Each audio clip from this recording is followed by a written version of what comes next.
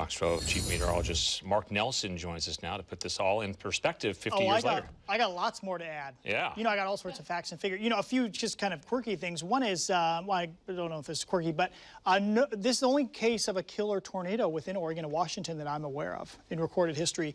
And the other is, this tornado showed up, crossed quite a bit of area, did a lot of damage, more than any other tornado in our area, and there are no pictures or video, not much video back then. Well, no, 1972, there would have been a few handheld camcorders, but there are no pictures of it. So if you ever see a picture of it, then you know it's not real. All right, so this was 50 years ago. Today I was just a wee little lad, 3 years old, kind of probably chunky and, a little toddler moving around. Thunderstorms showed up at midday like we sometimes get on spring afternoons. It was kind of a squall line, though. There was some regular wind damage down in southwest Portland and Tiger, like we might get gusty wind. But then as it moved out over the flatlands here and made it to kind of near the northwest edge of PDX, the airport, 33rd and Marine Drive, a tornado did touch down. Some boats were damaged there at the marina, and then it moved across the Columbia River as a water spout. There was also golf ball size hail, an indication of a severe thunderstorm. The big damage, though, was up in south central and then east central Vancouver. Went across Ogden Elementary. They ended up rebuilding Ogden, of course, farther east. A Wehrmacht store and a bowling alley. 6 people were killed at the store and in the bowling alley. Luckily, no kids died in that school, and that was an EF3.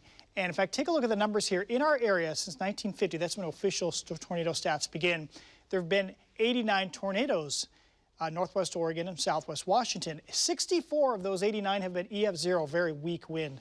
86 to 110 mile per hour EF1s, there have been 20. But boy, you see how few strong tornadoes we get. There have been 4 EF2s, and then there's been this one, an EF3. And luckily, in our climate, we don't get really severe thunderstorms, the really powerful stuff.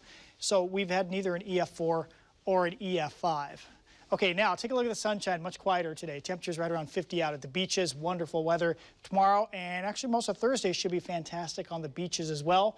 Stoller Family Estate, yeah, it's turned mainly sunny there, and we're getting rid of the cloud cover down at Willamette Valley Vineyards. It's going to be a chilly night. You see in Vancouver, we're 51, so we're quickly going to drop into the 40s and eventually down around freezing. There will be frost in most areas tonight west of the Cascades, maybe not right in the city, but that's not too unusual for April. The coldest outlying area is like 27, 28. I've got a peach tree blooming right now, but last year it did just fine with 27, 28 degrees. So it has to be pretty cold to really do any damage this time of the year. It'd be different if it was May. Strong high pressures overhead, so that's going to keep the cloud cover away. We get the dry easterly wind tomorrow. You see it blowing there, and that gives us the beautiful weather. So for your Wednesday, I think even though we start really cold, we end up mid-50s at noon, all the way up to 68 by 6 p.m. We're probably going to have a late day high temperature tomorrow, 6 or 6:30. And then I think we're going to jump another 8 or 10 degrees on Thursday. Thursday by far should be the warmest day so far this season. Oh, but the payback's going to be rough, folks. We're going to go from mid to upper 70s down to the low 50s with snow in the foothills by Sunday morning and Monday morning. So some chilly showers coming up.